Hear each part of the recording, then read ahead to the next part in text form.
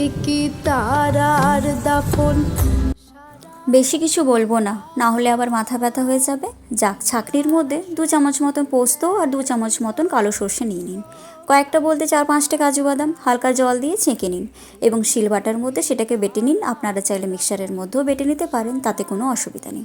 বাড়িতে যে হিসাবে লোকজন রয়েছেন সেই হিসাবে ডিম আর আলু নিয়ে নিন। আগে থেকে সেটাকে সেদ্ধ করে রাখা হয়েছিল। এবার কাঁটা চামচ দিয়ে আলু আর ডিমের এপাশ ওপাশ ভালোভাবে ফুটো করে নিতে হবে, নাহলে মশলা না গেলে সেটার কোনো স্বাদ পাবেন না, আগে থেকেই বলে রাখলাম। এবার একটা পাত্রের মধ্যে বেটে রাখা পোস্তটা দিয়ে দিন। তার মধ্যে স্বাদ মতো নুন, বেটে রাখা যে জলটি রয়েছে সেটা কিন্তু ফেলবেন না, সেটাও এবার কাজে লেগে যাচ্ছে। সামান্য হলুদ আর লঙ্কা গুঁড়ো দিয়ে মিশিয়ে নিন। ওপরে ডিম আর আলুগুলো দিয়ে দিন। একটা ডিম সিদ্ধ আগে থেকে রেখে নেবেন, কারণ সেটা গ্রেট করার কাজে লাগবে। ওপরে কাঁচা লঙ্কা আর ধনেপাতা দিয়ে ভালোভাবে ছড়িয়ে দিন। কাঁচা সর্ষের তেল ওপরে দিয়ে দিন, সাদা তেল কিন্তু চলবে না। কড়া চাপিয়ে জল দিয়ে স্ট্যান্ডের মধ্যে পাত্রটি রেখে দিন। মিনিট 15 চাপা দিয়ে রাখুন। মিনিট 15 কাটলে গরম ভাতের সাথে সার্ভ করুন। কিছু না হোক, খেতে দুর্দান্ত লাগবে। বিশ্বাস না হলে আপনারা একবার ট্রাই করে দেখতে পারেন।